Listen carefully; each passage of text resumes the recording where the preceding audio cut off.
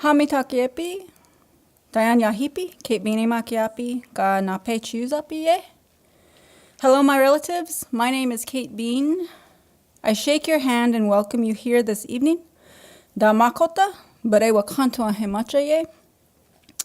Wakpai pakshan oyate ed omawapi, ga bare ota ed wati. I am Dakota, bare wakantoa, a citizen of the Bend in the River or Flandreau Santee Sioux Nation, and a resident of Minneapolis, also known as Bare Ota. Tonight, you are on Dakota Makoche. Minnesota is Dakota homeland, and my family comes from a community named Heato Otunwe that once lived along the shores of a lake called Bare Makaska, right down the road from us here. My community was recently forgotten here at this specific location, when a structure was constructed by an artist not from our community, representing a history that is very painful for us. Much hurt was stirred from this action, as well as the initial aftermath that came from it. That pain is real and it still exists. As a historian, I am very used to reading and hearing about others telling our history, speaking for us and about us instead of with us.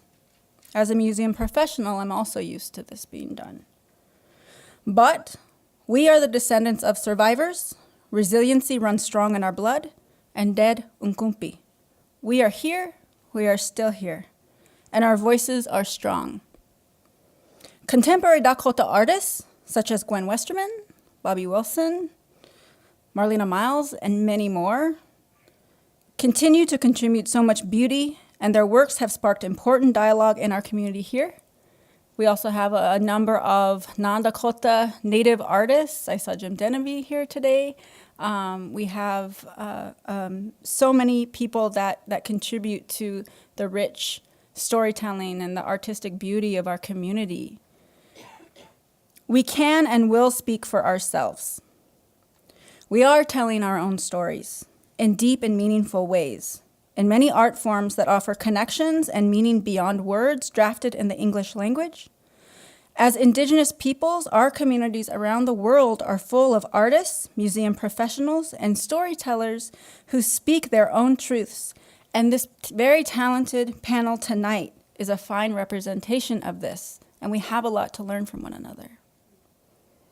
As a Dakota Wian, I was raised by my tiwahe with values that remind me to be compassionate, humble, and generous, to look towards the future with a positive outlook for each other and for our future generations.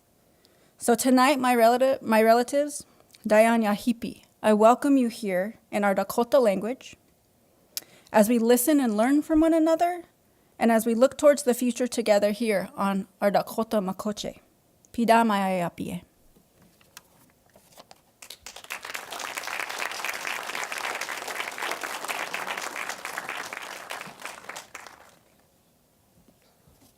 Thank you, Kate. I might just ask all of the speakers if they would take the stage, please. Good evening, everybody. Thank you for showing up for this very important discussion.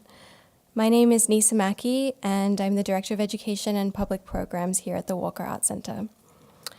I want to start this introduction tonight by acknowledging that this conversation is long overdue. In fact, the process of developing this program started back in June last year, following Scaffold and in advance of the opening of the Jimmy Durham exhibition, when several individuals, including Dyani Whitehawk, approached the Walker to raise their concerns and to compel the institution to respond to and to be accountable for the impact that these two events were having upon the community locally and further afield. I'd like to acknowledge the efforts of those individuals who committed their time and energy to knowledge sharing and advocacy at an incredibly challenging moment. This is not something that they were asked to do, and for some it was not their first time calling out the Walker, but they took it upon themselves in an effort to create change. Some of the effects of this are already being felt across the institution. They include the development of a new acquisitions process and an updated acquisition committee charter, new protocol for placing artwork in public spaces, and the establishment of a Native advisory group for an upcoming commissioned work. I say this recognizing that the Walker is not done working on itself, and the ongoing commitments of the organization will take time and effort from staff at all levels to prove out and sustain. I'd like to especially thank Dyani Whitehawk for her counsel and curation over this event over a period of 9 months through various periods of institutional change, which in turn have impacted the nature and tone of the discussion as the program evolved.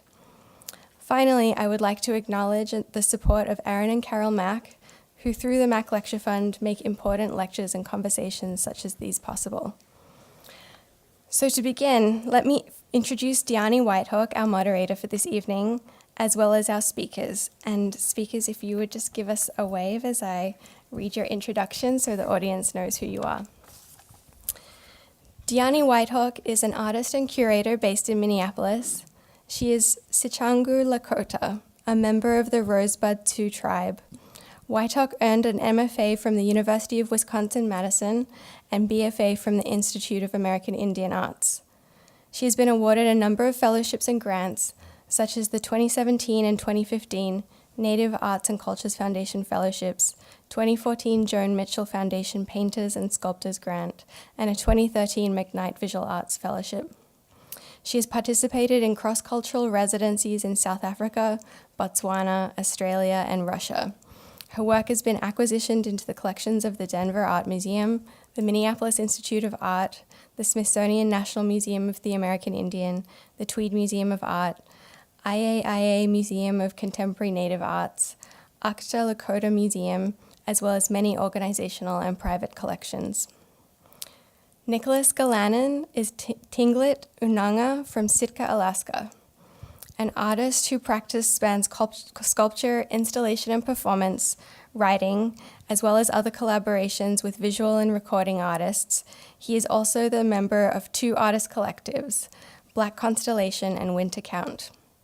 Galanin earned his BFA at London Guildhall University and his MFA at Massey University in New Zealand. His solo shows include the Heard Museum, the Anchorage Museum, and he also presented the Native American Pavilion as part of the 57th Venice Biennale. He has shown in group exhibitions worldwide and received awards including the Native Arts and Cultures Foundation Fellowship and the Idle Joke Fellowship. Galanin also recently authored a piece published on the Walker's website 2 days ago titled Out of Line, on rejecting the traditional contemporary binary imposed on Native art. Stephen Loft is currently the director of the Creating, Knowing and Sharing the Arts and Cultures of First Nations, Inuit and Métis Peoples program with the Canada Council for the Arts. A curator, scholar, writer, and media artist, in 2010 he was named the Trudeau National Visiting Fellow at Ryerson University in Toronto. He has curated group and solo exhibitions across Canada and internationally, written extensively for magazines, catalogues, and art publications, and lectured widely in Canada and internationally. Loft co-edited the books Transference Technology Tradition, Aboriginal Media and New Media Art, and Coded Territories, Indigenous Pathways in New Media, 2014. He is a member of the Mohawk Nation and whose home community is the Six Nations of the Grand River in southern Ontario. Ashley Holland is of the Cherokee Nation and is the former assistant curator of contemporary and Native American art at the Idle Joke Museum in Indianapolis, and currently a second-year doctoral student in Native American art history at the University of Oklahoma. Her areas of exhibition and scholarship include historical and contemporary Native art, especially the work of Cherokee artists. This past summer, she was the Andrew W. Mellon Foundation curatorial intern at the Fred Jones Jr. Museum of Art, with a research emphasis on Native American baskets. In 2020, she will be the guest curator at the Idle Joke Museum for the large-scale Cherokee art exhibition, Tsi Salagi, I Am Cherokee. Candice Hopkins is a curator, writer, and researcher who predominantly explores areas of history, art, and indigeneity and their intersections. Hopkins was a curator for Documenta 14 and has held curatorial positions at prestigious institutions, including the Walter Phillips Gallery, Western Front Gallery, the National Gallery of Canada, and the Institute of American Indian Arts Museum of Contemporary Native Arts in Santa Fe, New Mexico. Hopkins earned an MA from the Center for Curatorial Studies at Bard College. Her writings on history, art, and vernacular architecture have been published by MIT Press, Black Duck Publishing, Revolver Press, New York University, the Philip Review, and the National Museum of the American Indian, among others. Please welcome our speakers.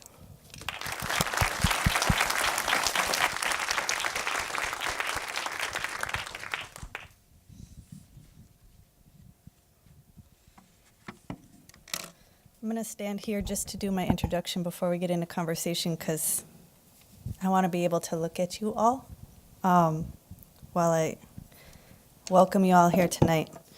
Mitaka P, Wambli Wayaka Washdewi Imatiapi Washichumi Dyani White Hawk Polk.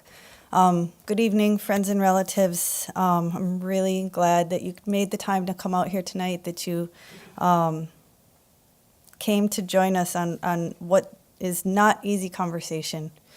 So first and foremost, I want to recognize that today's panel discussion, Nicholas Galanin's artist talk at the Regis Center for Art last night, the recent publication on the Walker Reader titled How Can Contemporary Art Be More Inclusive of Native Voices, the dismantling and removal of Sam Durant's Scaffold piece from the Walker Sculpture Garden, the national critique and discussion surrounding the Jimmy Durham exhibition, including the panel discussion at the Whitney Beyond Jimmy Durham, along with the newly created Walker Public Art Commission Committee that is made up of Native artists, curators, authors, scholars, historians, and leaders in the field.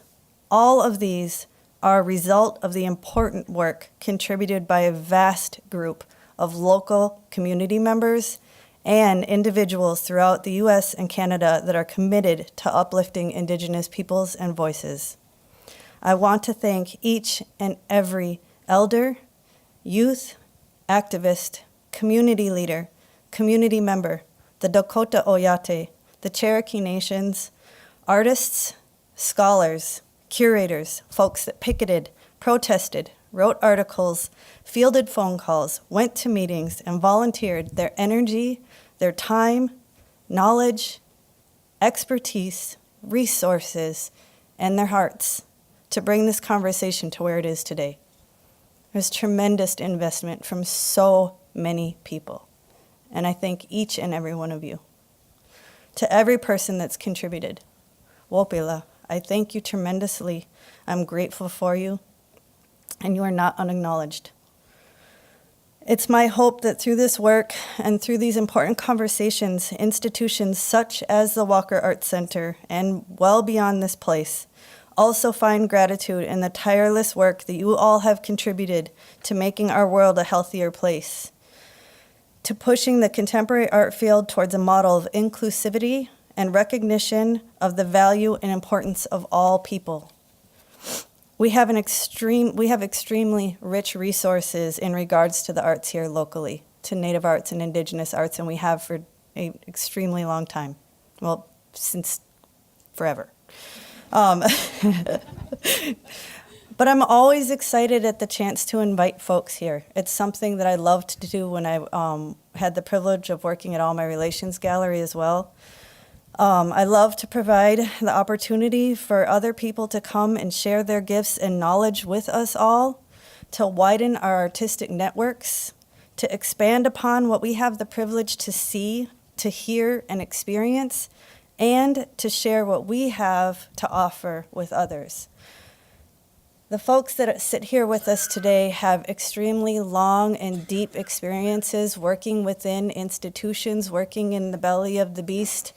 They have extremely invested their lives and work within Native arts, within Indigenous arts, and they have experience working within these larger white boxes that we are attempting to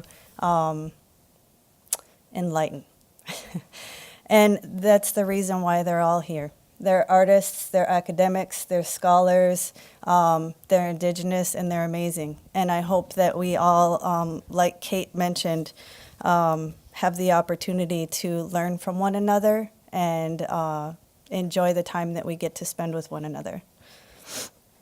To truly understand the impact and complexities of the two primary events that led up to this discussion, the controversy surrounding Sam Durant's Scaffold piece and the Jimmy Durham retrospective at the Walker, one needs to be educated in the history of U.S. government relations with Native people since 1492.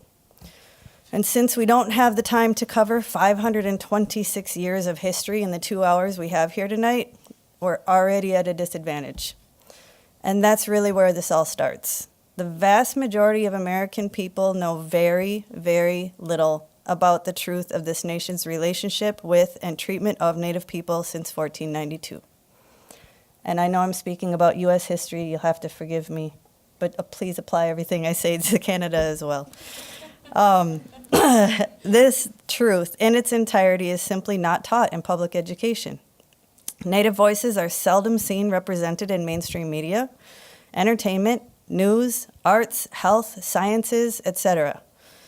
And when there is representation, it's more often than not from an outside source. Well-intentioned or direct appropriation. Either way, Indigenous people have been fighting for the deserved recognition of the validity of their own voices and the value of their lives for over 5 centuries. The battle looks different from generation to generation, but it's all connected. For example, today you see people fighting to rid our nation of derogatory mascots that characterize and diminish Native people. This may seem trivial to some. It's just a sports logo. It's meant to honor you. But it's connected to the generation of our relatives whose battle at the time was government-sanctioned killing of Native people. Settlers were being paid state and federally funded bounty money for the scalps of Native people. This is the birthplace of the R word. Today, our conversation focuses on the tremendous lack of representation of Indigenous people in the arts. In this city, in the 60s and 70s, the American Indian movement was formed to protect Native people from police violence, discrimination in courts and housing, broken treaty rights, violence against Native women, and so much more.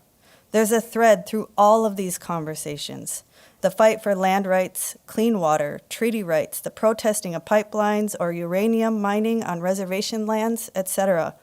All of this, and so much more we cannot cover tonight, is related to and contributes to the lack of representation or misrepresentation of Indigenous people in the arts. We could talk all night and for days to come about what has happened, and honestly, that's all needed. The truth of our nation's history must be talked about, taught, and fully understood. It is only through understanding our entire truth that we can work towards healing as a nation. The national amnesia of our entire history and how it affects our lives and relationships today only sets us up for continued failure. There's no healing in half-truths. But we have 2 hours. And the task at hand today is discussing how we can work together and move forward, to tear down outdated and broken status quo and create new models within the arts. I'm so grateful for the 4 amazing people that have joined us tonight. They've come all the way from New Mexico, Oklahoma, Sitka, Alaska, and Ontario, Canada to share their expertise with us. Each and every one has demonstrated long-standing commitment to Indigenous arts. Yet it is important to acknowledge that their experience and knowledge is not confined to Indigenous arts. They are curators, academics, and artists. They carry specialized knowledge, but they are important contributors to the field at large. So with that, we'll get into questions.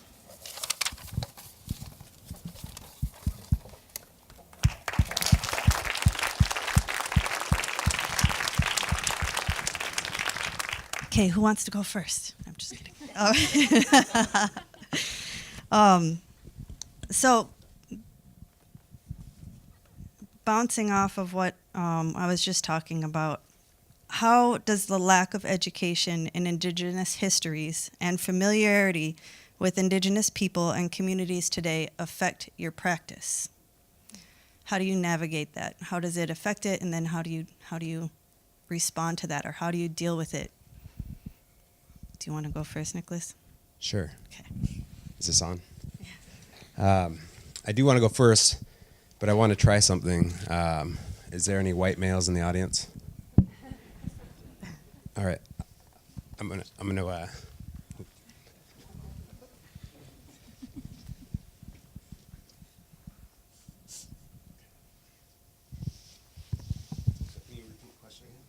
Okay. Are there any white males in the audience? Oh, I think you meant me. How does the lack of education in Indigenous histories and familiarity of Indigenous people and communities affect your practice?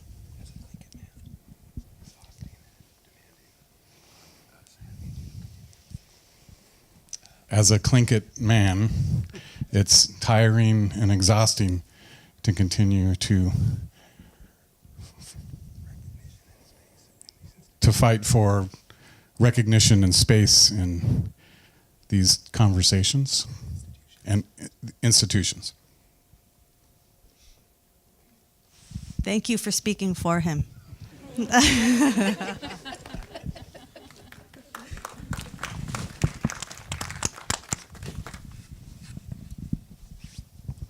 me to keep going? I do. Yeah, please. Thank you. That was fantastic. But yeah. Thank you, Jeff. Can you repeat the question? No, I'm serious. These questions All are right, continually I know. repeated on us, continue throughout our careers, throughout every artist that's gone through this' careers. And we hear it always. Mm-hmm. And it's not our voices that are the ones out here responding. That's not where the change is happening in these institutional spaces. So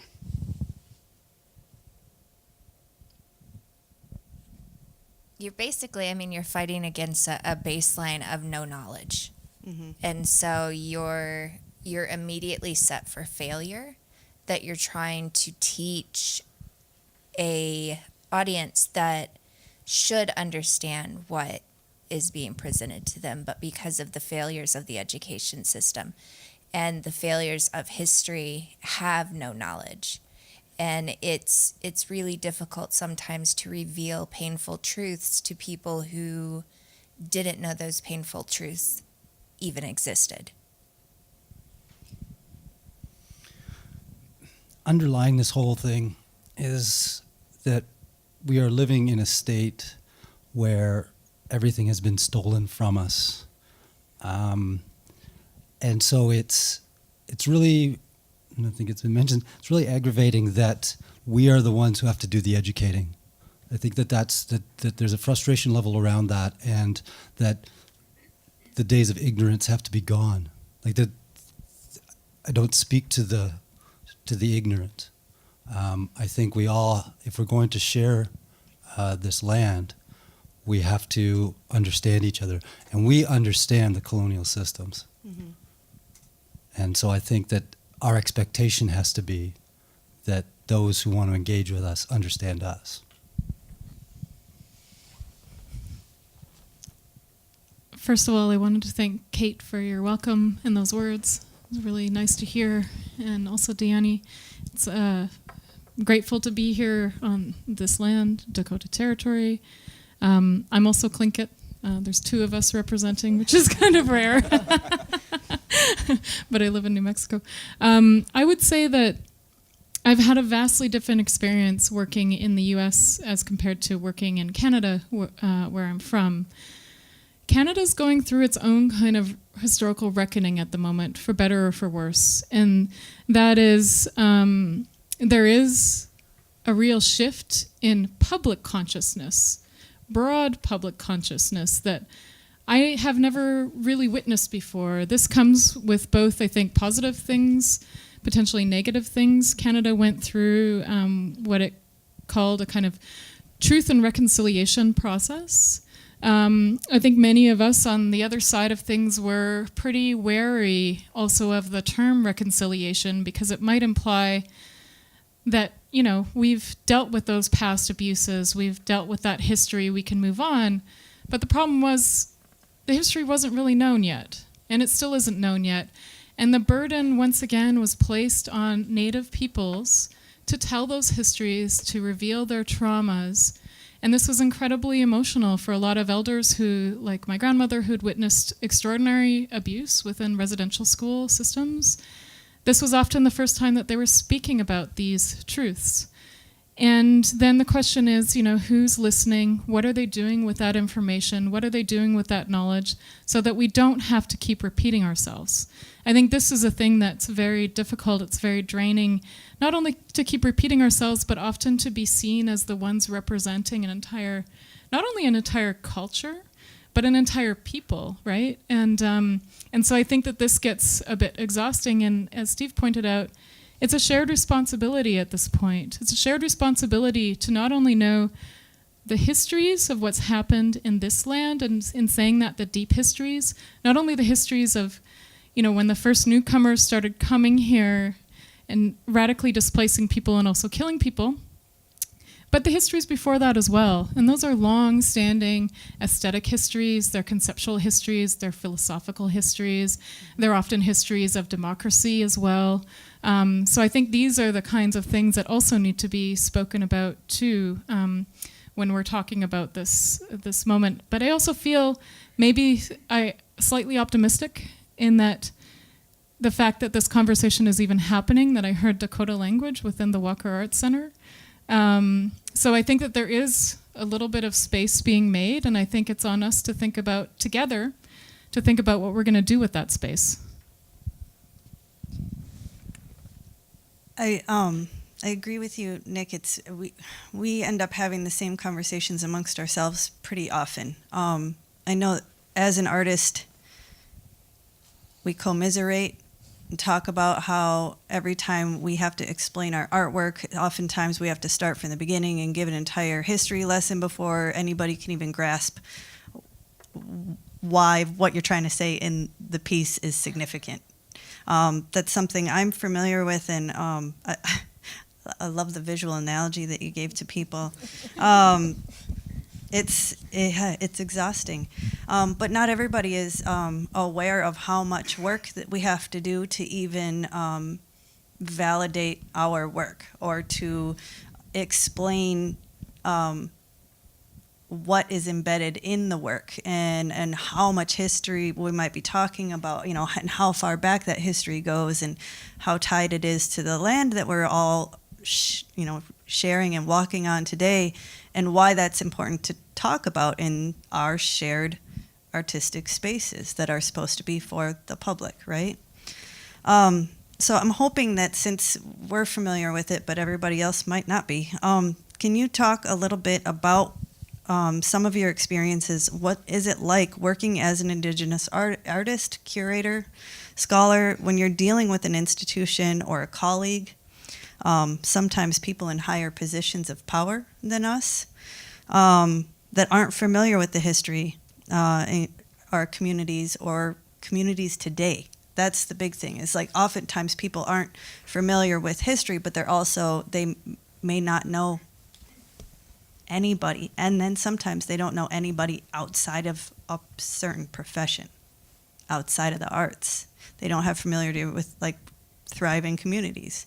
So what's your experience like in that? Can you give us a little story about, give us a little bit of your experiences?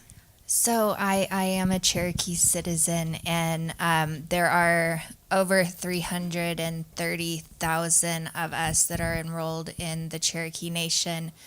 But if you just go into a public space, that number actually like jumps up to 800,000 self-identifying Cherokee people.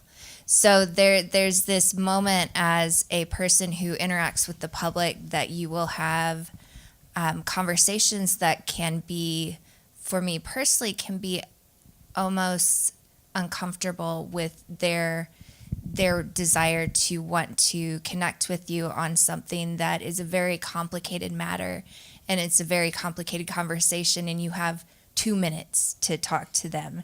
And so it's, you, in a lot of ways, I think in institutions become the voice for a much larger community outside of just yourself. And that's not uncommon, I think, for Indigenous people working in arts institutions, that you feel this great burden that you are not just representing yourself, you are representing your community, your culture, all of the other voices that are not there to speak up.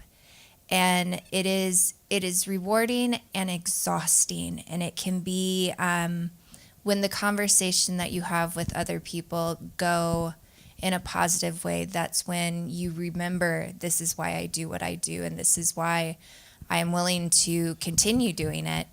But those conversations don't always go positively, and they sometimes leave you feeling very, very defeated and negative. And that's why I think having more Indigenous voices in these places are uplifting, not just for the audience that sees them, but for the people fighting in the institutions. Thanks for sharing that, Nash. I think you raised a great point. I think when Indigenous people go into institutions, colonial institutions, we go in knowing that we have a dual responsibility. Obviously, going into them, we're there to do a job, and to the best of our abilities. But we have a responsibility to our communities. And so I might work at the Canada Council for the Arts, but I work for Indigenous people. And it keeps me grounded to know that, because I spent most of my career in the arts community, but now I work for government. And for Indigenous people, that's always a hard transition. And it can grind you down, working in those kinds of colonial bureaucracies that, yes, can change, they can move, but they're unwieldy beasts, and it takes critical mass of people in them. So when you're one, often you run into just constant power structures that will keep you down. The more you are, the more able you are. But it comes down to agency and authority. We need to expect the authority to be able to make change, and we get agency from our communities to be in there to fight those fights and to subvert those power structures. And the two things keep you going. Because you like to be subversive, Steve. We used to share an office, so I can say these things. I was going to tell a story about, and I think it's a good, good learning point of an example of existing within an institution, a very big one. I feel like I always am most comfortable if I have one leg in and one leg out. So I was never like a formal employee. I was always a curatorial resident. I don't remember. We both had slightly different titles, and this was at the National Gallery of Canada. And I was brought in to work on a really big exhibition called Sagahan, which in the Algonquin language, which is the language spoken in Ottawa traditionally on unceded territories, which means it was never given over to form that city or that federal government. So it means to light a fire, or it means to ignite. A lot of Indigenous languages predominantly are action or verb-based. So we thought that for this first major exhibition, it's meant to take place every 5 to 6 years, a survey of Indigenous art, that we would start with a fire, because we wanted to start big and we wanted to spark something. I was there for just under 4 years to research this one show, which was a survey of Indigenous contemporary art broadly. I was just back and I realized that some of my numbers were off. I originally thought that there were 82 artists, but I guess there were 86. From over... Four just snuck in. Yeah, 4... Squatters. we opened the back door. There were, which is no small amount, and it occupied, I think 100,000 square feet of gallery space, not including the outside spaces and public spaces, and the collaborations with 16 other institutions, including artist-run centers and universities, galleries in town.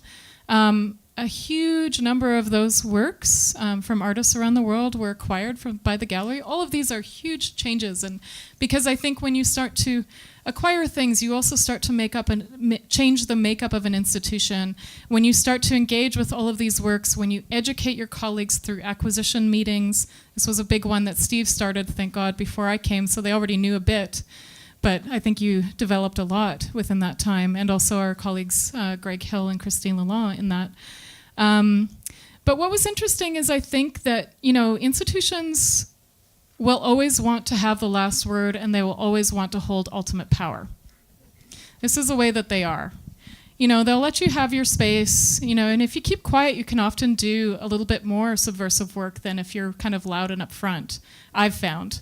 Because they just think that you're kind of working away, and they're, okay, this is great, But where the change or where the threat came was when an artist, Nadia Mir, who's Algonquin, she happened to be the only Algonquin artist in the exhibition, wanted to include a statement said by her elders on Parliament Hill. And to provide a bit of context, this was also at the time of Idle No More. And all their statement was about was that they wanted what was stated in the treaties to be upheld. And so this was about the rights of water, not only the rights of land, but also the rights of animals and people. And she wanted that statement, which was very short, to be placed beside her work. And that elicited, I think at first it was okay. And then it came back, and we never kind of knew who made this decision, that there was going to be a disclaimer beside that text saying that these views did not reflect the views of the National Gallery of Canada and were the views of the artists. So we explained this, and Nadia kind of, I don't know if she saw that this was going to happen, but she said, okay. But then 3 days before the opening, they put 2 other signs in English and French, because it's a national institution, saying that the entire exhibition didn't represent the views. There was views of the artists and not the views of the National Gallery of Canada. And it was kind of interesting because this was the largest exhibition of contemporary art they had ever done, of contemporary art that they had ever done. It wasn't just an Indigenous show to them. But yet, it was a time of Idle No More. It was also the time of conservative government. People were self-policing, kind of like they're self-policing a bit now, I think. And they felt like they had to distance themselves. And I saw that, I kind of took that in the most productive way possible, and I said, well, that means we're still a threat, and that's okay. So I went to MIA today, the museum, and I want to know if they'll put that same disclaimer next to Chuck Close's work, which is up in the halls there. Institutions siding by perspectives and views are artists and choosing to voice or not voice in these situations. I mean, it goes back all the way through to education systems as far as what histories that we are presented, are taught, are voiced, what the representation of our culture are not allowed through higher education, etc. I've had experiences with that. And I think it continues to expand into these spaces as well. So, just to provide an example for that, maybe you could speak to it for just a minute, but last night you talked about your experiences in college when you were literally told you needed to hang up your cultural identity at the door when you entered the classroom. And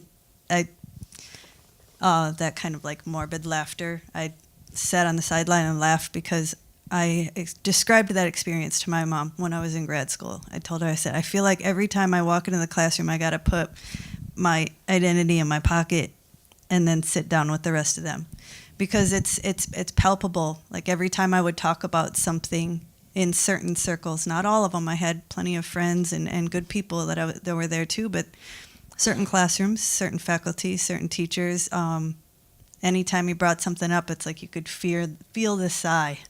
Feel that, oh, here we go again.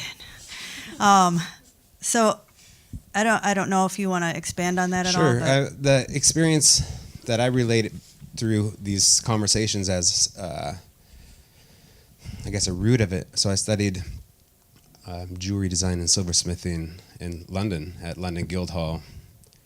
And for me, this was, I'd never left abroad before. And I was coming out of customary apprenticeships in my culture and community, and I felt like I could bring home as much knowledge as I could, and then bring it back to the culture and community, and share what I was learning while I went away. So during my, I don't know, we bring our work to the table in classes, whatever, and I was doing work that was expanding on cultural Tlingit work. And they literally told me I couldn't do it. They just said, you can't do this. It's too literal, they said. I'm like, okay. And I didn't know how to respond. I didn't know how to react. I didn't really understand the deeper conversation thread here, which goes all the way back to residential school, I would say, and Kill the Indian, Save the Man, conversations of allowing us to bring our cultural knowledge into these spaces. So I drew flowers and leaves because that's what they wanted me to do. And I expanded whatever those ideas were into works that they wanted to see. I picked something very neutral, which was the idea of music that was safe for them. And I kept a sketchbook the whole time. And in that sketchbook was ideas I never brought to class. I never shared it with my instructors. And upon leaving London, I headed to New Zealand to do my master's at Massey University with Robert Yonke, Maori Visual Arts. And that's when I opened up that sketchbook. And that's when I felt like I was in a space where my instructors wanted me to succeed. I felt like they wanted me to fail in that other space. So.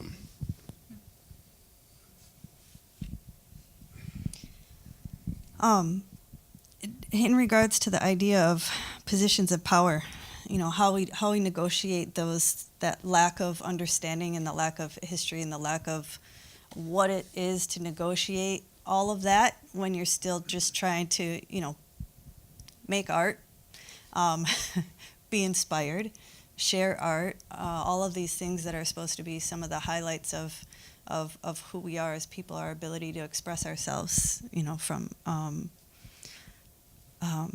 it should be a beautiful thing and a shared thing and an understood thing. But, oftentimes when we're knocking on doors and asking for meetings and asking to, pushing back and, put a statement up and all of a sudden the museum doesn't represent what's there. I mean, have you ever seen that anywhere else for anything?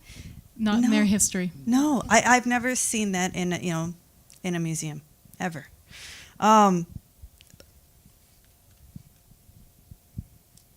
You risk. So at the same time, you're risking potential career growth. You're risking whether or not your voice is going to be brought somewhere, whether or not your art is going to be shown somewhere, whether or not you're going to be hired again, whether or not you're going to have the support you need in a graduate committee, whether or not, there's risk in every time you push back. How do you deal with that? And what do you, is there anything you want to offer to folks that feel defensive when they hear what you need to say? I'll start with that one.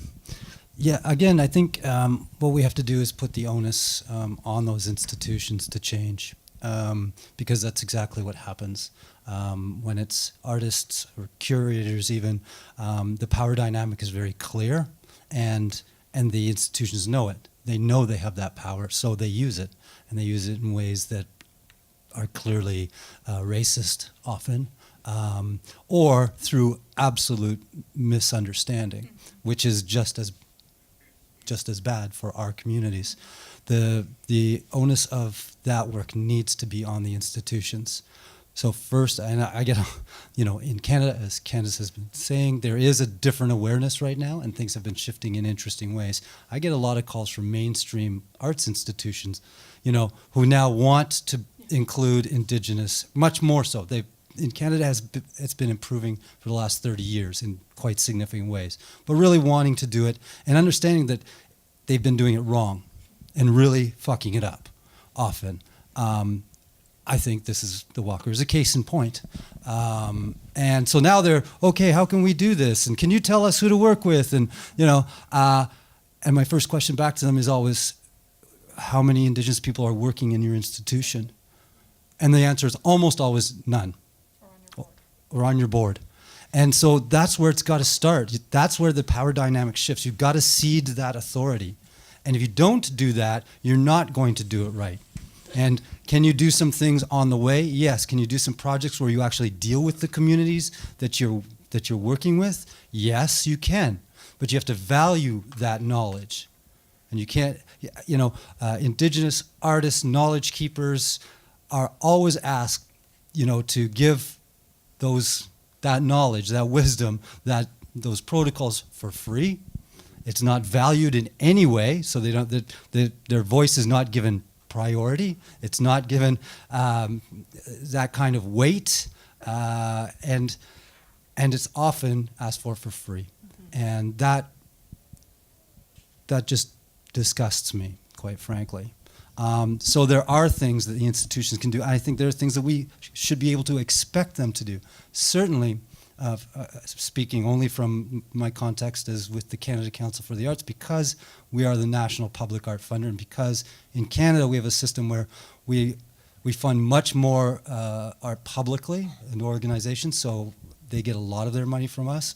We've had to go through that process of looking at anti-coloniality and what that means for an institution, government institution like the Canada Council, and what obligations that puts on us to then do what we can to affect the arts landscape in general. So we have to push, but the dynamic that has to change is in the institutions. And I think the days of us kind of kicking at the doors need to be over. The doors need to be opened wide, and that means getting our people in there to actually make change, because we will, and they will, with powerful, brilliant voices that can make huge change. And so I think that needs to be the expectation, and it's got to stop being on the artist who needs, who literally cannot continue their career in that kind of dynamic and be as forceful as they want to be. Or those curators who say, no, you can't put that sign up, because they know that, one, they're going to lose, and two, that they put themselves at risk. And those days have to be over. Yeah, these responses have to be permanent. They can't be reactionary. They can't be singular. Institutions have to purchase artwork from Native artists and put them into their collections. They have to have more than one show of Native artists every 5 years, 10 years, 20 years, 50 years. They have to employ Indigenous people if they're going to have Indigenous art. You cannot just bring in somebody to consult and then they leave and you have a guideline that somebody has written for you and that's all that you do. These changes have to be permanent. This cannot be something that after next year we don't see Indigenous art again for 10 years, for 15 years, because that's what's happened in the past. It comes up, it's in the view of people, and then it goes away. But we don't go away. We're still here. And my big concern with this is that at worst, it can be a trend, because trends get dismissed, right? And I think that there's an acknowledgement that I've never seen before in U.S. mainstream institutions, even like the Whitney, that there are this rich history of Native art and art history that they hadn't really engaged with, only on a very minimal way, through acquiring works by Edgar Hepworth and James Luna. And they never saw themselves as a colonial institution. But they're just one, I think, example of a shift that's happening. But museums at their heart are acquisitive, right? They want to acquire knowledge, they want to acquire things. They're not so into acquiring people, as you found. Anymore. Yeah. Oh, they want us when we're dead. Yeah. People at a certain stage, let's say. But I would say that, my only concern about this, one of my main concerns about this is that this will be a trend, and people will feel like once they've made these acquisition committees and they've, done their due diligence and they've, filled the gaps, that the gap is filled and that's it. But the gap is never filled unless you actually do significant change, like Steve was talking about as well. And what are those pressures on institutions in the U.S.? Because if they're not coming from funders, can they come from patrons? Can they come from the board? How is, the makeup of an institution? Predominantly, according to diversity studies, museums have actually gotten less diverse. And the majority of their diverse staff is, of course, in janitorial and in security. And I don't think that we can tolerate that anymore. So I think the question, of course, of Indigenous voices is incredibly important, but I think there's also a bigger question of how museums are working with many different kinds of voices and many different kinds of communities. Agreed. Thank you for sharing that. And how we can work together. That's something I'm extremely interested in. And I just want to thank you for what you shared quickly and say it one more time. Trusting the authority of Indigenous voices when you ask them something, that's truth and that they know themselves and their history and their communities best, and trusting their authority and trusting their knowledge is a huge piece of this, because I feel like we see, there's listening and like, thanks for that. Now we're going to, continue what we do, or we're going to academically discredit everything you've just said to us. That happens all too often. So yeah, trusting the authority of the people from the community is huge. This was a conversation we had briefly yesterday, I believe, about the continual taking or demanding of our knowledge when it's of value. And an example of that historically is our elders' words are of value when an anthropologist can homogenize it and publish their paper or whatever. But our elders' words are of no value to the scientists that want to overfish our herring in Sitka, Alaska, which is happening right now. So it's that picking and choosing of when will it benefit the institution. Thank you. So you all started on this, but if there's anything else that you feel you want to make sure gets out there, how do you propose institutions and individuals start to bridge the gap of knowledge? Let's say there's a curator out there that wants to increase the presence of Native art in their collections, but they don't know where to start. What are your suggestions? Start with a female Indigenous artist. Woohoo! I like that answer. Thanks.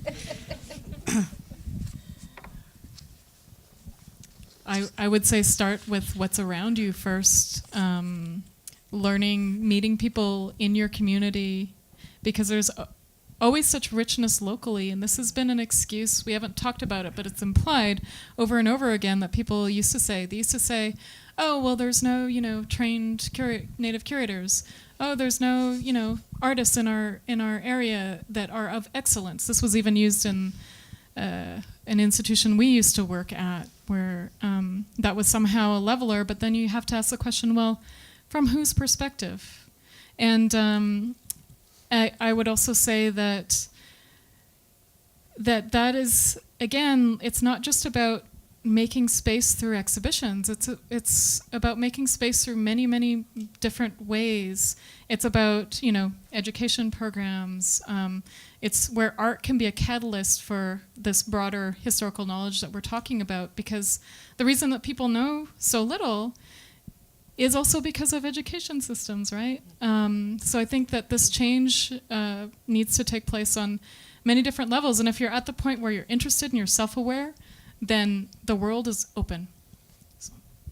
I agree completely. And I think, when we get to that point where, and again, I'll speak about institutions, not the people that work in them, because often they're full of a lot of really good people, well-meaning people who just don't understand. Institutions themselves are predicated on certain ideological foundations. And so the people who lead them and form that have to start breaking down those ideological foundations. This idea that, the canon, which is a Western, Euro, North American art canon and art history, is not the only one that exists. There are many and varied, and sometimes they meld, and sometimes they're at odds, and sometimes they go in totally different directions. And just understanding that, and then that is how the institution needs to change itself, by becoming self-aware and examining the place and the primacy of a certain kind of view of art.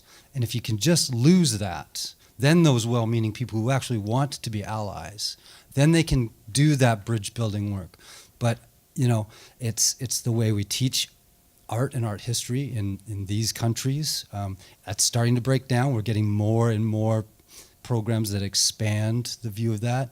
But again, you can't wait for that to happen. There are people with those knowledges in all the communities. You don't have to look far to get those knowledges about what art making and culture, because we got to start, again, this idea that art is this separate thing, this modernist notion, that comes from a very specific art history. It doesn't come from our indigenous worldviews and ways of thinking. That doesn't mean we don't have artists who work in that tradition, because they do. But it also means that there's a lot more to it. And just bringing that understanding into the institution, breaking down those silos of what art is. And I even noticed in the title, and I didn't notice it before we came in, it talks about contemporary Native art. And we got to break down, even we do, because we were brought up in the system, right? Like I constantly have to kind of go, oh wait, what kind of language am I using when I'm talking about this? So this dichotomy between, contemporary and historical, I don't think for us, within the kind of art histories that I work in, there's no binary there. So just that kind of thing, contemporary and customary as some kind of duality or dichotomy. No, that's again going back to a thinking that's rooted in this idea of art as separate. And I think many of us would argue that the work of indigenous makers, because it's larger, and knowledge keepers, because again, that is encompassed in our arts and cultures, that the richness of that is amazing. But until you start thinking differently about what it is that this thing does, this institution does, you'll never get there. So it was a bit long. No, it's great. Thank you. Yeah, I think we need to start deconstructing how we think about Native art. And we're sitting in an institution that is focused on American art. Where is Native art's place within American art? You see larger institutions like the Met that's getting ready to put Native art into the American wing. But that art, those artists were not American citizens when they created that art. How can you rectify those contradictions of Native American art is not American art, but Native American art is a part of the American story?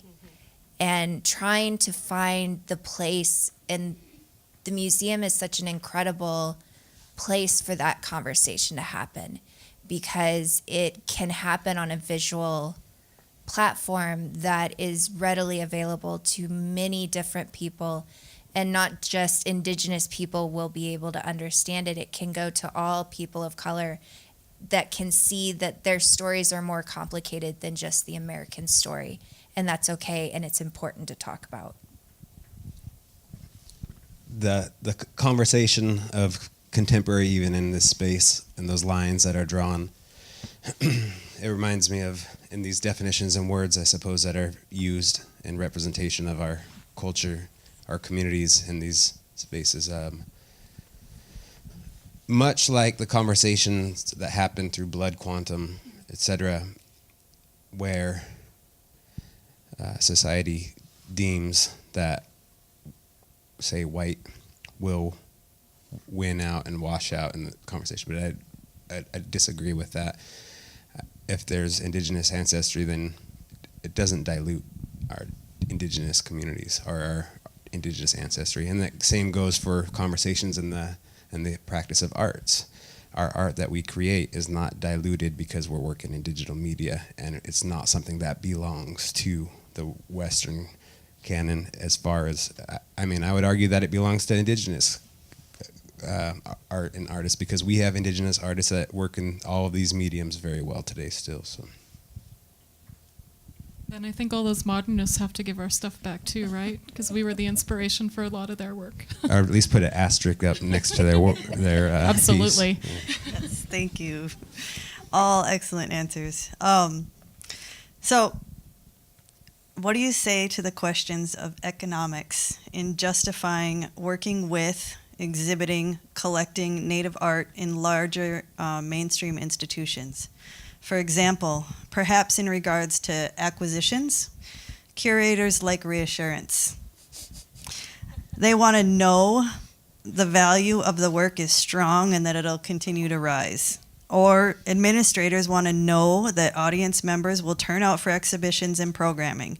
If they don't have numbers to look back on, how do you suggest they address these questions if they say, well, we just can't make it work out economically? Fire the president and get a cheaper one.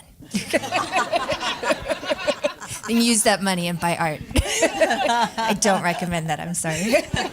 That's a takeover. Well, it's a good question. I think that, you said that, what was your, I like that you're saying this also as an artist, that curators like... They want like reassurance. They want to Yeah. know if they're going to buy something for a Yeah, museum, yeah, they yeah. need to know it's, of great value and I going to think- keep going up. I think directors want reassurance more than curators do in some cases. But I was just reminded, I think, of a very good example that is that I think it's, I might be making this up, but I want to believe it's true, that the most popular show that the Hammer Museum ever had is called Black Radical Women. And whoever thought that this would be the most popular exhibition? And then one of the most popular movies of all time in the United States is called Black Panther. So I think that these are good examples of when, there's this anxiety of people who hold the purse strings and they don't want to try anything new because they think that the audience is not there. And another story that's maybe a little bit closer to home is one that I heard told on a panel at the Museum of Contemporary Native Arts by Sydney Fremont, is that her last? Who's a filmmaker, and she made a film that's based loosely on Gallup, New Mexico, and it's called Drunk Town's Finest. And when she made this film, she couldn't find a producer because they didn't think there would be an audience for it. And then she raised the money, and after she raised the money, she couldn't find a distributor because once again they said there wasn't going to be an audience for it. Well, when they distributed that film, it sold out the movie theater in Gallup, New Mexico, I think for more than a month straight. And it went to many other screenings where it sold out movie theaters, and it just went to show that when we keep getting told that there is no audience, there is an audience. And they're not coming because they're not seeing something that interests them, maybe, in your space. Yeah, agreed. And I'll just add that last week the best-selling author in Canada was Cherie Demeline with a book called The Marrow Thieves. I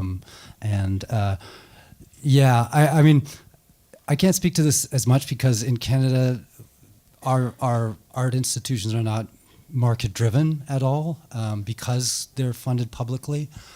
So they have a lot more latitude in building collections for their importance as opposed to their worth. And what's been interesting that there are some institutions that have gone so far as to de-accession work so they can buy Indigenous work and work by people of color because they see those gaps in the collection.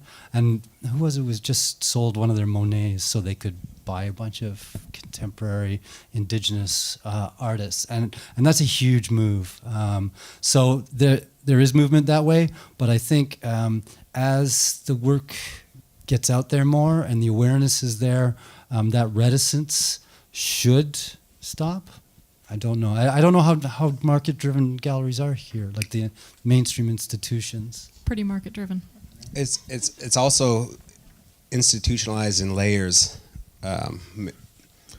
much like maybe some sides of like the music industry even, or certain things. So I've been approached by museums to acquire work and for their collection, and they wouldn't buy it directly from me because the funder that's funding the work wanted to see that it had value, and they would only verify that value through a gallery that has maybe sold a few pieces or something, maybe to protect their investment, or I have no idea. But I don't really work with many commercial gallery spaces, and I realized this gap in aligning that those completely two different worlds, I suppose. And I know not all Indigenous artists are represented in a lot of these blue chip spaces, whatever. So yeah, I work fairly independently and am now accepting Bitcoin too, if you guys... Well, and I challenge museums to take a look at their collections. I have a feeling that if you asked a lot of institutions how many works by Indigenous artists you have, they would not be able to answer that. And really taking a look, what are the basic numbers, and setting a goal that you are going to correct those inadequacies. That it can come down to, you know, we're not going to buy any more art made by white males for the next 5 years, and we're really going to focus on the marginalized communities that we do not have represented in our gallery. Fantastic suggestions all around the board. So this is a tough one. I have a hard time even verbalizing this one. you want me to ask a white man to do it for you? Yeah. Do we have a volunteer? Somebody else can say this for me. Questions of statistics. I'm going to share a short story of a relative of mine. A cousin of mine and I were talking, and this is a super paraphrase, but he was talking with an academic one time, and he asked, you know, he was listening to a presentation, and this guy didn't address Native people in the statistics that he presented from his research. And so he asked him, why? You know, why didn't you talk about Native people in your research? And his response was, because they are statistically insignificant. I can almost reassure you that everybody here can speak to some sort of experience that they've had that relates to that. That's one story, but it's just one story to draw the picture of many people's experiences. So when museums are thinking about audience members and numbers, collections and exhibition representation, why is it important to include Indigenous people, considering our current population numbers compared with the rest of the population in our nations? Because you are on our land. It's ours. Said with a smile. Because we're so rare and authentic that the numbers will surely turn out for it. So I have a response. Please. I think the land one is serious. It's serious. Not only are you on this land, but you have an obligation to know this history. It's a great performance that I saw by a young artist named Suzanne Kite. Her family is originally from Pine Ridge, I believe. Now she's doing her PhD at Concordia University. And she does a performance, and I'm going to give it the name Statistically Impossible. So she recites all of the statistics of where she's from, of Native American people in the United States. And then she goes on to say, and she did this in response to a kind of committee that was formed, because committees are often formed in times of crisis, right? Particularly when you have to bring in Native people, it's often only after a crisis. It's getting bad. And we're a good example of that. Shit's hitting the fan.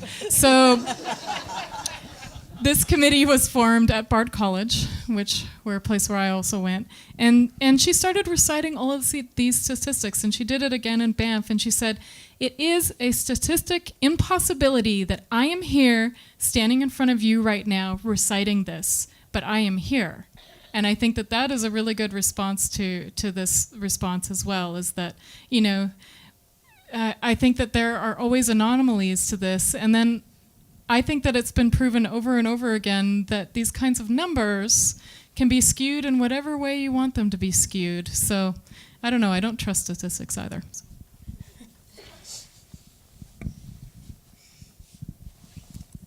Statistics or fractions. That's right. Or fractions, yes. That's a loaded one. Yeah. I think we're just best not to deal with numbers, and I think about blood quantum as another one that's here. It's done differently, and but yeah, because they'll be used against us no matter what. Mm-hmm. So you just can't answer that except this, because we are here. Mm-hmm. This is us. Yeah. I'd be curious to know what the statistics are that we're here right now in this venue, based on its history of who's been sitting in these seats. Mm-hmm. Yeah, I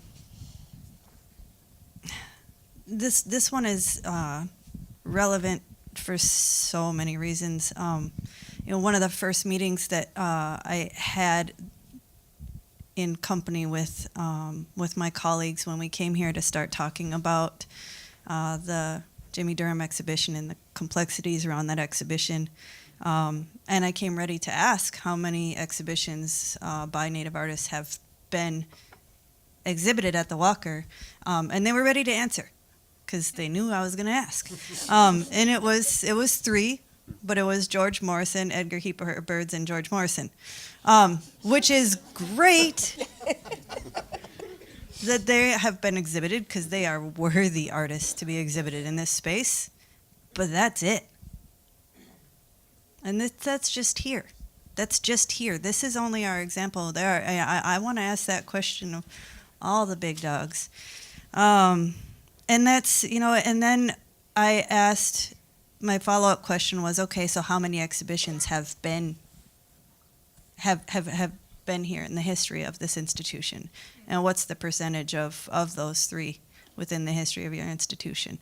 They weren't able to ask. They weren't ready for that many questions, but it's it's telling, and I'm glad that those 2 artists were celebrated in the way that they were here. But there's so many more deserving artists to be that can populate and put together fantastic exhibitions. And I know we're concentrating vastly on visual arts, but we have there are Indigenous artists in every genre. We just happen to be responding to a couple of visual arts issues, and we're all kind of in that same field. Just know that this applies beyond that. The other reason why I wanted to bring this up, this idea of statistics too, is one thing that is hurtful is I don't want to say every time. Generalization is not good.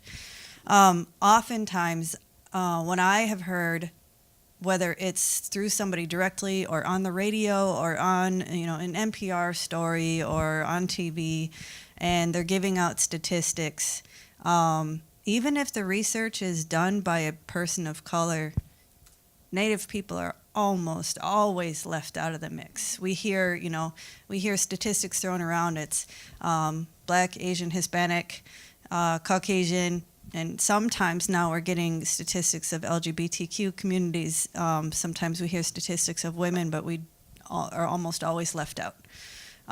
So this idea of statistically insignificant is pervasive outside of institutions. But as art institutions are supposed to represent and help educate and help broaden our horizons, I think it's an extremely important thing to consider why it is imperative, because of those statistics, that we're recognizing the history of the land that we walk on and share today.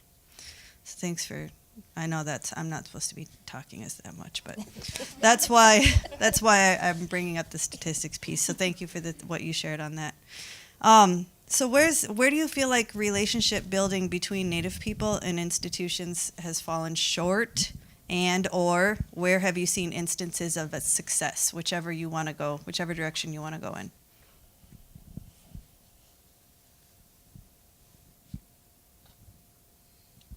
That was a hard one, I guess. Do you want me to say it again?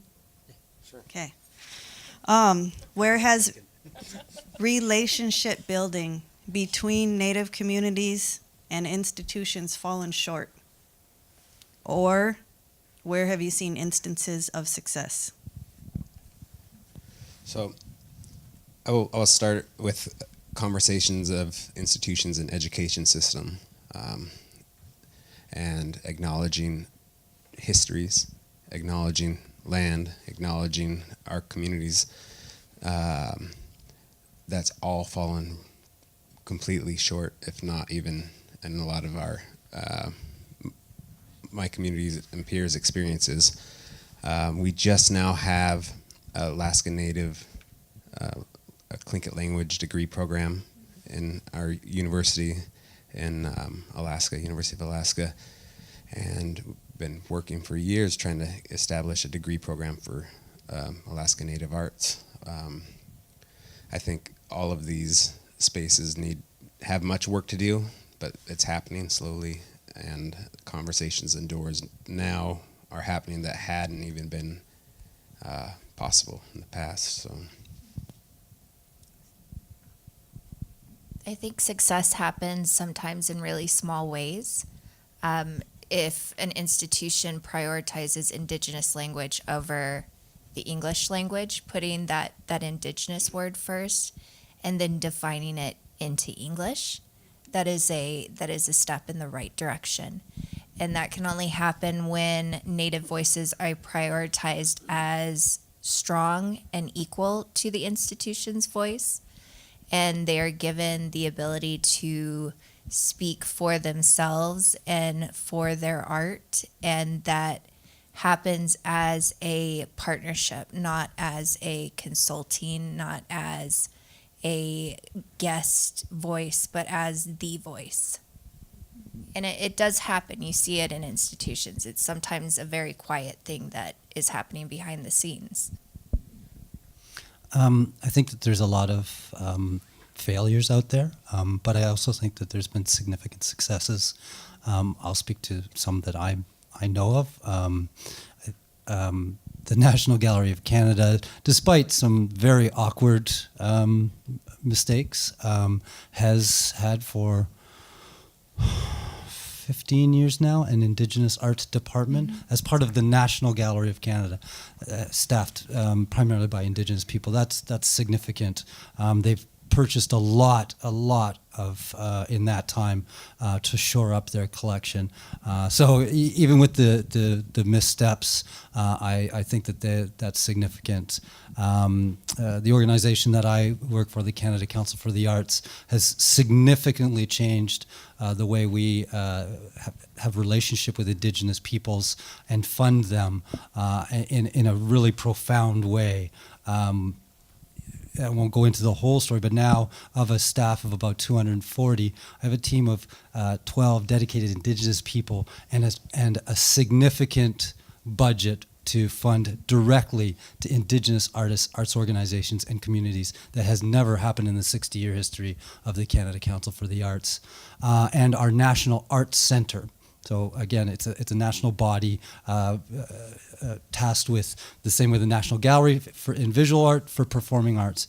And for its entire history, it has had English theater and French theater, because we have that particular dichotomy in Canada. And they have just developed Indigenous theater. So there's now 3 and named its first artistic director, Indigenous, and we'll have a team and a budget. So those are 3 success stories, and that doesn't mean that there aren't pitfalls in them. They are. I run into them too, but I think those are significant because they happened through long consultation. They weren't done in a knee-jerk way, They were done thoughtfully, but they included community. And that's, the one with the Canada Council, that goes back 21 years, to get where we are now. But it happened, and I think that, organizations have to understand that they have to move forward. They can't just wait. Yeah, exactly. To echo Steve too, we would have never done that big exhibition either had they not been behind us all the way from the start and then got a little scared at the end. But I wanted to bring forward an example from an institution I've worked with but never worked for, and and I don't normally bring forward or hold up on a high platform the practice of anthropology, but the Museum of Anthropology at the University of British Columbia, I think, has done a lot of things right. And that's a very hard history to rectify because it's based on salvage anthropology, which was a period of time which was particularly acute in British Columbia, also Alaska, all along the northwest coast, where people were taking things as quickly as possible, mostly without permission, and sometimes under the cover of night, and this is in the case of a lot of memorial poles as well. But what they've done is, I think, some really good things, and that is stemming from the ideology of their holdings themselves. So if something is needed for, a dance, a ceremony back home, that thing is, whatever that is, be it a mask or something else, can be taken and borrowed for that time, brought back to the community and used. There's the understanding now that, potlatch masks are not simply masks, but they're beings, and that, this knowledge and language and philosophy is foregrounded rather than the so-called experts, which are the anthropologists' knowledge. However, they'll never get to the point where they'll really start giving things back. Of course, some things have been repatriated, and that's incredibly important, but museums gain their power and their influence by the things that they hold on to. So they're going to hold on to those things as tightly as possible, even if they're going to enable access in certain ways. But I think that they are doing a lot of things right. Okay, we have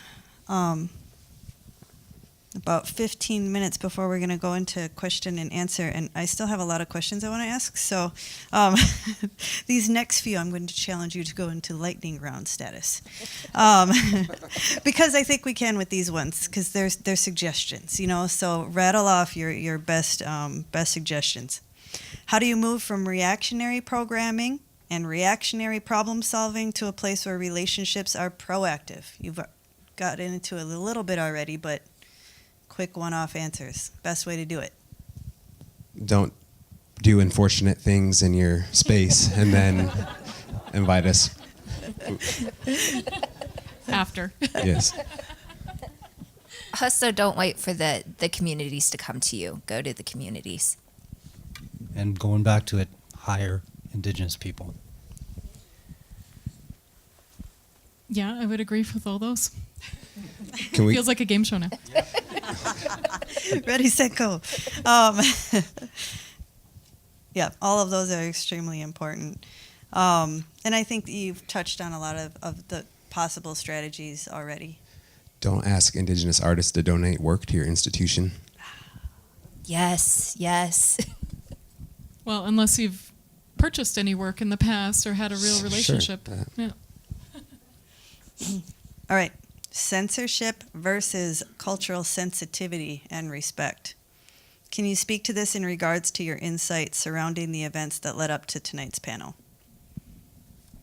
I think some of the national conversations were ideas of censorship, where people were leaning towards that Indigenous people were trying to censor artists. That's a false. That's just false to start with. And again, we're going in Canada right now. The whole free speech thing is being trotted out as some kind of way to explain away what is disrespect and theft, and that just needs to be out of the conversation. Simple as that. Don't go there. It's not censorship. It's about who has the rights to our stories, our voices. That's it. This is a rights issue. It's not a censorship issue.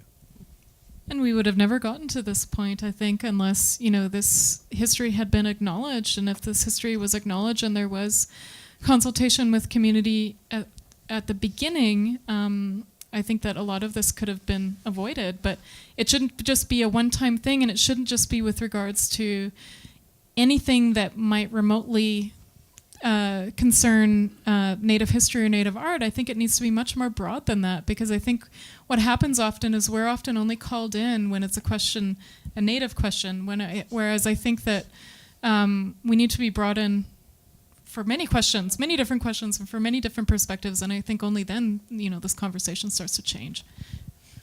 And I would say that's listening, actually listening, and not trying to access the community, our communities, our culture when it's of value to something, an agenda, or because we have lots to give and share and speak about with our artists, our writers, our stories, and I think a lot of the community is going to miss out on this if they don't allow for us to share that. Yeah, and it just comes down to a non-Indigenous person cannot tell an Indigenous person that their questioning of a work of art is censorship. It is not, that is a simple power structure imbalance that needs to be acknowledged, that you do not have that right to tell us what we get to say is right and respectful and what is not. I think, too, something I thought a lot about in relation to Sam Durant's Scaffold is it became clear in the way that it was being framed, also by the artist himself, was that he didn't imagine Native people as part of the audience. He was thinking that this was a piece that was going to, educate others or the mainstream audience about this history, and so that's why also I think it contributed to the flare-up. So it needs to be foregrounded right from the beginning that we're part of this audience, and not just for shows of Native art, but for, we participate in the art world. Thank you. Appropriation of visual culture and identity. How is it detrimental, and what are the best ways to deal with it? I know that's not a short question, Well, but what you can. at its heart, appropriation is about power. So, and that power is the power of, you may think that you have the right to, use these symbols, take these symbols, speak in this voice, but you think that you have that power because you're not understanding another's agency, and you also think that it's yours. And so I think sometimes in these questions of appropriation that we forget to think about is to think of the broader question of power, to analyze where that power is coming from and where the imbalance is coming from. And so for those who, scream censorship, think about, who's talking in this point, who's been silenced, who has the right to speak, who's speaking for whom. It's important that we have this larger discussion of this. I agree with everything that Candice says. However, it has to be approached again when we talk about our rights as Indigenous peoples. When we talk about our legal frameworks, when we talk about our knowledge systems, when they have the force and the power that exists from settler privilege, then there's more room for what to make available to people. Didn't make a lot of sense there, but I think right now, what's important is we point out that power dynamic is what's creating this, not the fact that an artist, used a design element. It is that is under threat for us, and we have to stand up to that. And anyone who wants to ally with us, whether that's an institution, must also take a position on that. And I think it's vital that institutions like the one we're sitting in actually create a mechanism to deal with it. This too is a continual conversation that we've always often faced in who's telling our stories, who's commodifying, who's selling our stories, who's selling the mimicry of our objects and the aesthetic while abandoning the community or walking in and then freely walking away without having to continue as part of that continuum. So. Yeah, institutions they're inherently biased, whether or not they admit that, and they should use that bias for good, and not to continue the status quo as it has been. They should use it as a way to right some of the wrongs that have happened and really focus on respect And reciprocity. Reciprocity, that's huge.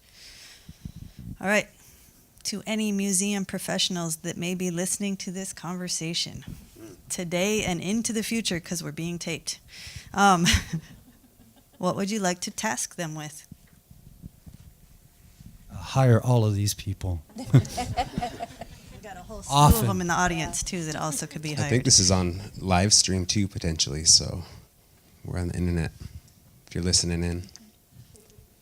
And I've already said it, buy indigenous art. Buy it. Buy more of it. Buy lots of it. There's more than just 4 indigenous artists out there, and institutions should reflect that.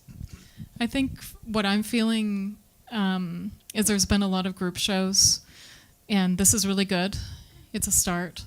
What I haven't seen enough, and it's starting as well, are really deep surveys and monographs done of important artists, both from the past and ones living now, because these start to change art history. And I think that we need to be strategic about this, and this is where, you know, those museum professionals who are in the audience and listening out in the world and also listening in the future, this is, I think this is really important work. There needs to be that dedication, and that dedication comes from acquiring, but it also comes from scholarship that is then put out in the public to change public knowledge.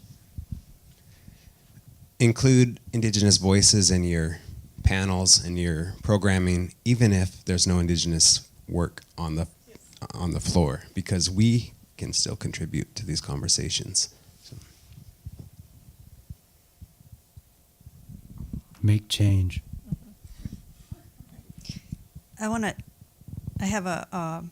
I sat with a curator last week. I'll just give John Lukovic a little shout out. He's a curator at the Denver Art Museum, and he was saying that if your excuse is, well, we don't have that, we haven't been collecting that, that's not been our focus. That's not what our institution does. We don't know how to do that. It's not in our programming. He's start now.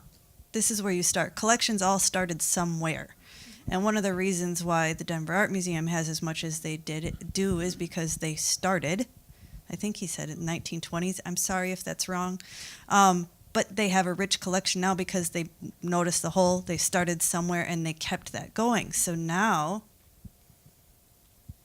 decades later, they have a rich collection. You have to start somewhere. If there's a gap, start it.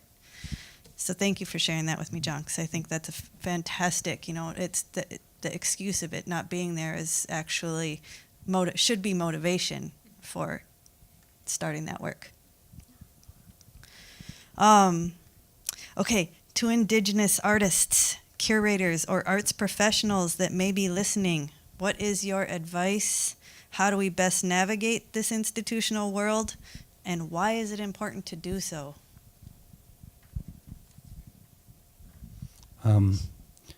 Claim and proclaim your sovereignty.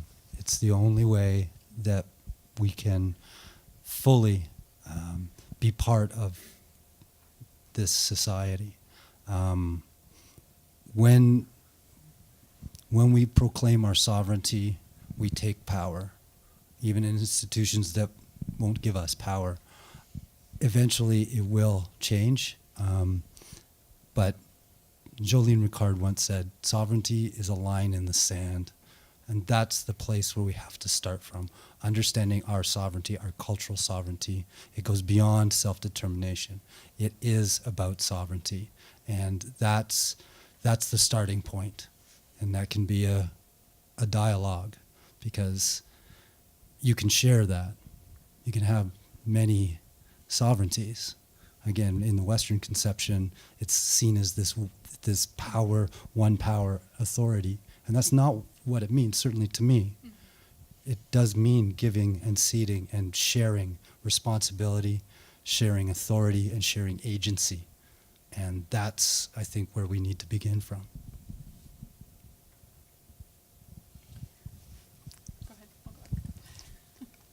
I would say keep fighting for the truth in our stories and our histories.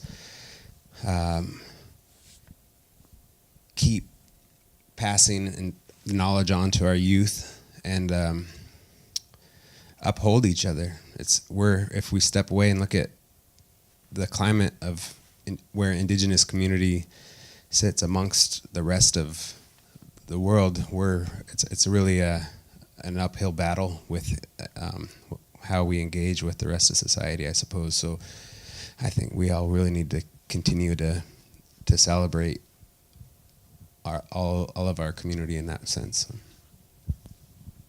I don't want to take the institution as a given. And I mean that to say that I don't want us to all have the same assumed definition of what that institution is or can be or will be in the future. I would say that to those young curators, artists, scholars, other museum professionals, following what Steve said, what is an anti-colonial institution? Maybe it doesn't use the word institution, but we've had this, and we will have it again in the future. And I think that we need to shape these spaces in the way that we want to see them shaped, as opposed to thinking that we're always, having to react or subvert them, because we can do something else. And I think that, seeing the voices of younger generation, even against gun laws and mass shootings right now, gives me a whole bunch of hope. Well, and I know now, going back as a student, it's not just me that I'm doing it for. I'm doing it for other Indigenous people, to have a person that they can look at and say, well, she can do it, I can do it. And that every small victory you have within these colonial institutions is a victory for you, it's a victory for your community, and it's a victory for your ancestors. And that's a really powerful thing to remember, that you're not in it alone. There are a lot of people there that are wanting you to succeed, even when it feels like sometimes you're working against a system that is set up for you to fail. There's three things that all your comments make me think of. One is, this conversation is not the beginning. We talked a little bit about this last night. We have generations of our relatives that have been fighting this fight for a long time, for everything, but within the arts as well, for a long time. And I'm grateful to all of those that have fought that fight, and want to acknowledge one of those fighters, James Luna, who just passed.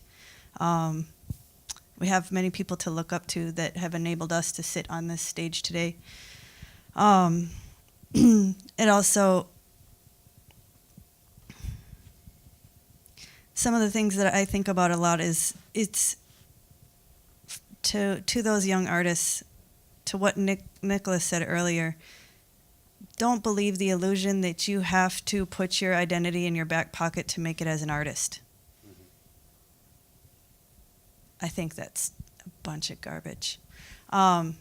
We should never have to feel like we have to put away who we are just to be an artist, just to be a curator, just to be relevant within the larger field. And I think that's important to remember, and to push back against. Most folks aren't asked to do that. And bring your people with you. That's something that what your comments make me think of. Bring your people with you, support one another, rely on your communities. I know I did and always do, and I'm grateful for them. So the last question, and then we're going to go into questions. So we actually can't talk about this one, and we can't talk about it long, and we've talked about it a lot already. But the title, the moving on beyond the guest appearance, we touched on that. Beyond an occasional nod or exhibitions surrounding anniversaries or certain historical dates, beyond the occasional public programming, beyond the situation we're in today. What's your advice to artists and museum professionals and how we work towards ensuring that Indigenous voices are continuously included and valued? Lightning round again.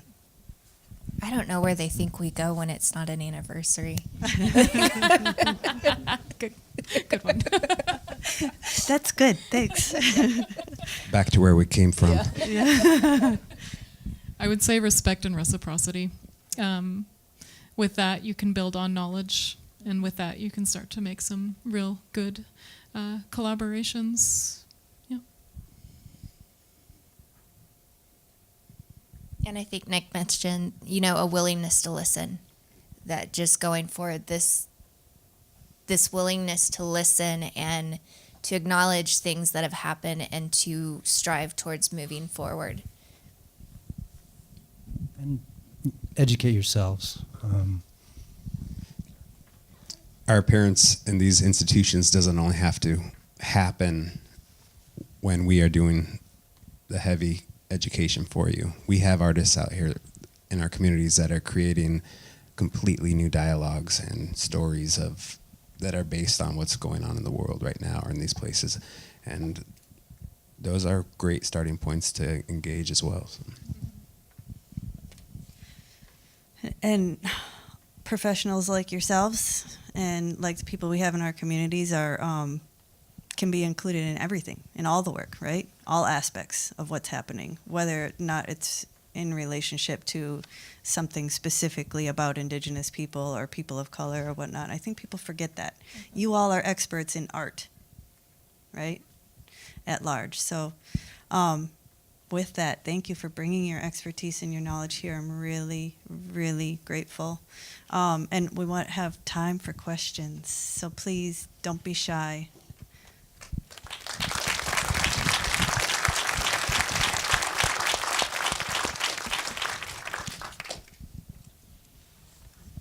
We have mic runners, and I think if you just raise your hand, the mic runners will bring you the microphone as you raise your hands.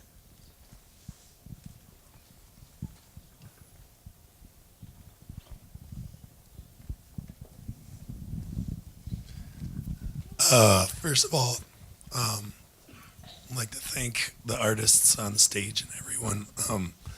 Lots of respect for what you do. Actually, the two gentlemen before this I hadn't heard of, so I actually had to Google you. The others I was kind of familiar with, but still had to Google to make sure, I was on the same page.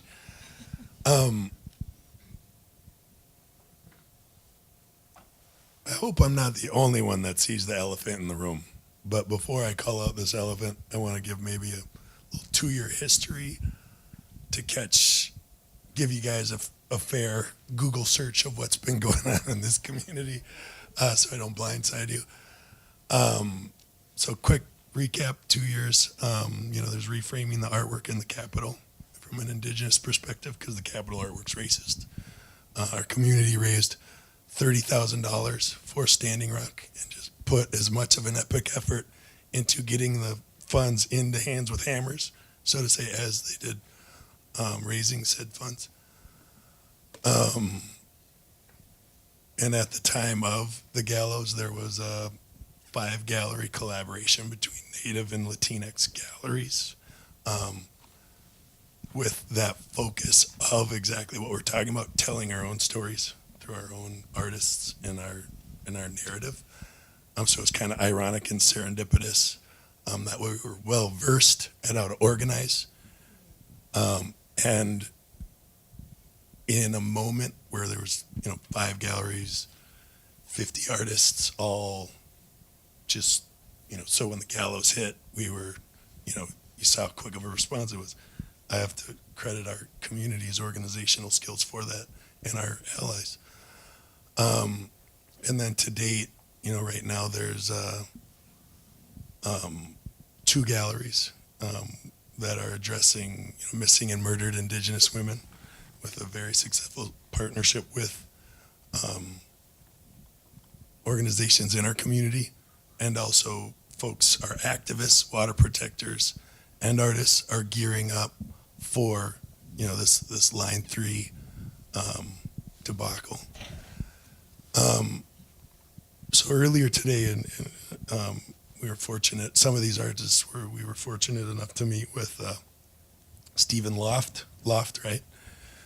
And it kind of came up like, how is there no one of this plethora of established artists, activists, and longtime just elders working and weaving in and out of what's art and what's public health, and how do you navigate these systems for social justice and change? Everyone was at a loss, and to call out that the elephant in the room kind of felt, I guess, marginalized themselves for not being, in these discussions when they have the same exact words, almost verbatim, of what you talked about on stage. So I'm not like, I'm really honored and glad you guys are here, but just curious, like, how, the gallows, long story short, destroyed a partnership with youth in the community, in our community, and even folks that know not to trust these inherent racist institutions were kind of validated and saying that, oh, see, all that effort you guys were trying to do wasted. It just confirmed the negative Nellies that art maybe doesn't have the power we thought it did, because in that quick of an instance by a few people at the top can just level progress. So it's like, how does this go beyond a guest appearance? How is this not perpetuating that by not having, like, I was looking for Sharon Day or any of the elders that were here earlier today that have been just thoroughly in this community. We're talking about how, trying to coach the walker and how to address our community without having any of them in this particular panel.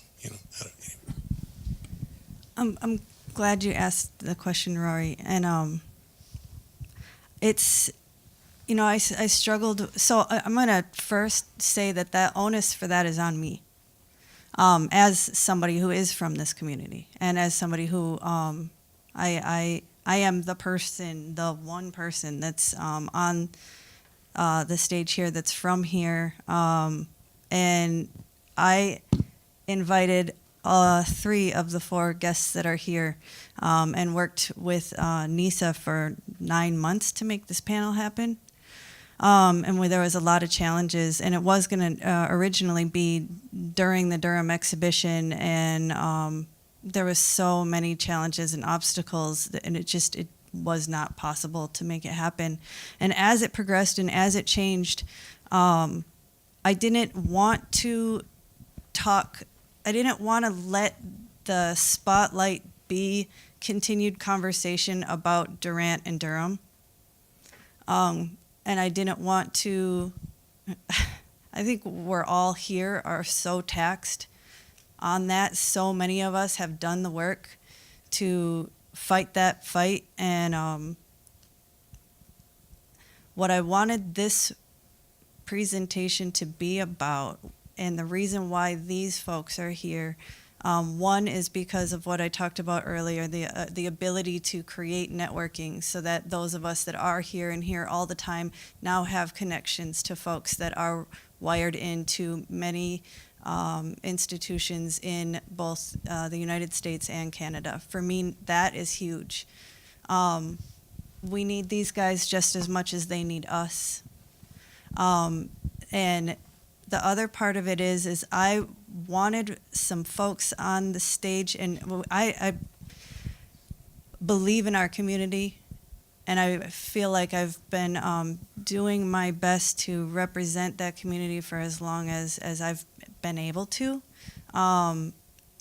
And we have tremendous wealth here, tremendous expertise, long before my family lived here. And I recognize that and I value it deeply. And please know that our guest being here does not mean that I don't recognize and value what everybody, there's so many people in this audience that are a part of that. But I wanted to bring some folks in here that have really long-standing relationships with working in those large institutions that we're trying to talk to. So some folks that are actively navigating what it means to be an Indigenous artist and an Indigenous curator within the larger big box institution that is similar to this place. And I really, really hope that this is just one very tip of the iceberg for what is much more work and collaboration between the Walker and our community. And if we don't have more presentations and exhibitions and panels that actively involve the rich resources that we have here, then I think we need to continue to knock on doors and call that out. But the folks that are here, the reason why I wanted to bring them is because they have that long-term experience of working in those very large spaces, that we've kind of been excluded from here for a long time, So what does it mean for them to navigate that? That's some of the wealth that I wanted them to be able to bring to us, if that makes sense. It's not because it's not that we don't have expertise and knowledge here. He kept saying elephant in the room, and I've got elephants on my shirt. You're not talking about me, are you? It's you.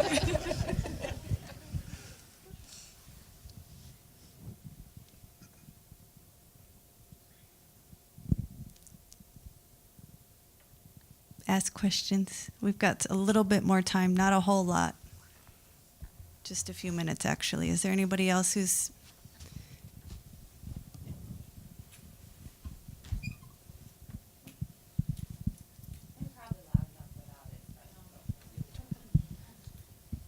It's kind of a difficult question to ask because I feel like on some level I have to recognize my white privilege, which is hard sometimes. So my question is, how do I become more knowledgeable? How do I listen more? Like, where do I begin? Like, I'm very interested and I understand the importance of it. So, like, what would you recommend as a way to, if someone wants to know more, like, where do you begin to sort of understand, like, culturally, like, history, when I wasn't taught it, and what I was taught was probably inaccurate to some degree.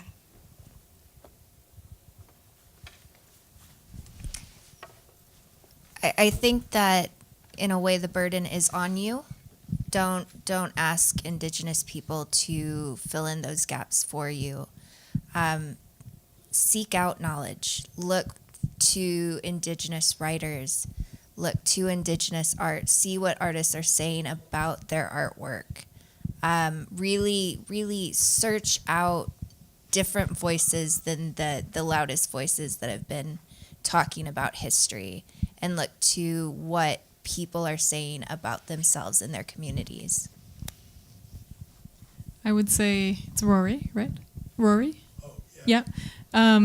Was pointing out a lot of places here. I know of All My Relations Gallery as well. There's a lot of resources where you're not just, putting the burden on specific individuals, but through art, I think that there's an opportunity to learn. And so is, for me, I do so much reading, and I try to also read between the lines, because often this is kind of like a trope that's put forward a lot of times, but that history is written by the victor, so you always have to read against the grain as well.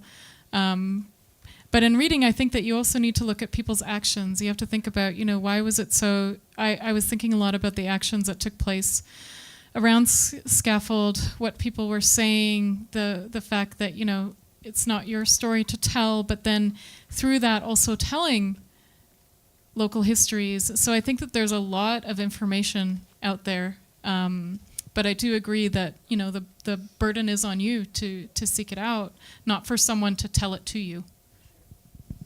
And we, you know, I mean, the internet, you can, the internet. careful, The Google. There are so many amazing Indigenous writers. So learning about Indigenous history is completely accessible. And then once you find a title or find an author, do a little bit more digging and make sure that that person's actually connected to their community. Go to Birchbark Books. I was going to say, In you have an Minneapolis. amazing bookstore here. Louise Erdrich owns Birchbark Books. Go there, and whatever topic you're interested in, they're so helpful there. You can, Gwen Westerman's Dakota Makote, you can start there, can learn about here first. Arts, land, history, I mean, there's plenty to be accessed, and there's a lot of Indigenous people doing good work that will help get you there. But just like you'd research any other thing, just dig in. And then there's museums, you know, that you can start with if you want to learn about Native art. You know, seek out those museums that are doing that. In Hollywood. Not Hollywood. No, but if you're traveling anywhere you go, get on the internet and look at the original people from that place and say their name and look up their history and learn about it, because that's one way to understand where you're at. So. But thank you for asking, you know, and being willing to ask.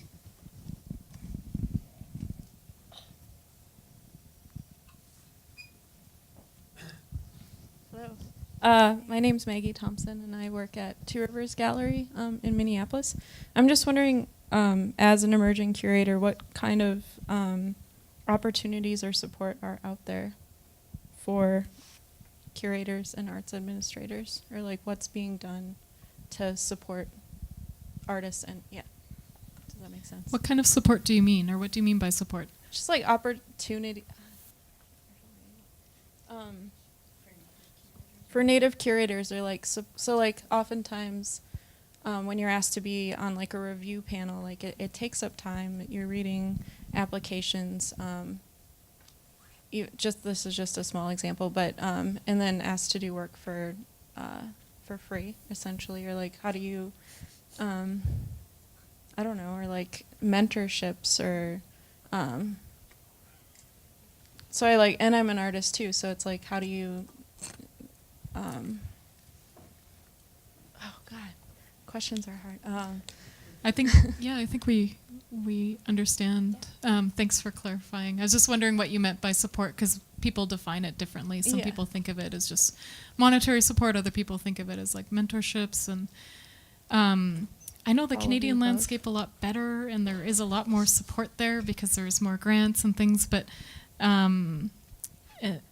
I think that, you know, one thing that I've done a lot is I've sought out support from people that I held up high, and I asked them if, you know, they would help me with certain things or read things that I wrote. And a lot of this support is informal. It's not done through institutions, but it's done through creating these relationships where, you know, right people send them, you know, something that I thought about, or a book or something like that. And then those people became my mentors. And I'm really lucky to have, you know, the great support of amazing thinkers like Jolene Ricard and others. And I think for other Native curators or people in the field, I think there's not, you know, those opportunities that are structured. So if you're reaching out, I think for the most part, people will really welcome that, because we need more voices, and we need the younger generation to be supported. There are things like the Mellon Foundation with their diversity initiatives, so that's something to look up. So they have strategic partnerships with different institutions to support emerging curators, actually, in a lot of ways. And then I don't know, Ashley, if you know others as well. I use Facebook. I mean, seriously, it's not a huge community. It is not without reason that you can introduce yourself to a curator that you admire or that you have heard about and say, I am interested in doing that too. What advice do you have for me? And attend every single thing that you can. Go to conferences if you can. Go to local events of artists. Go to artist talks and curator talks. And just introduce yourself. Be willing to sort of get outside of your comfort zone and go up to them and say, hi, this is who I am. I want to do what you do. And I think that what is wonderful about the Indigenous art field is that it is a very welcoming, open, and caring field that is not cutthroat like other art fields might be, that we all want to see each other succeed. We are not looking to succeed at the expense of someone else. So Facebook me.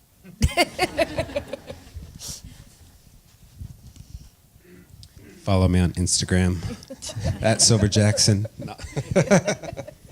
There's fellowships out there too, you know. I mean, like the Smithsonian Fellowship. There's a number of curatorial support programs that are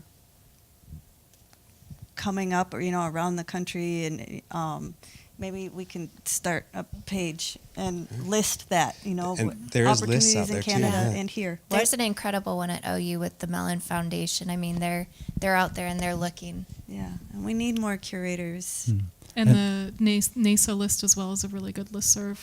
Yeah. And there's an organization in Canada called the Aboriginal Curatorial Collective, and that's they're online. You can Google them. They're also a great resource.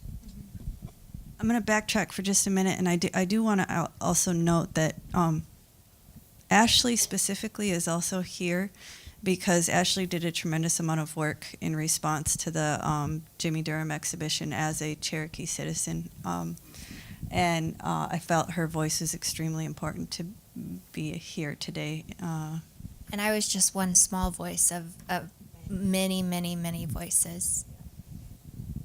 Sorry, I failed to mention that, and I thought that was important to say. We have to go because they have to lock the building now. But Wopila, thank you guys all for coming. I appreciate it, and I hope that this is just one of many.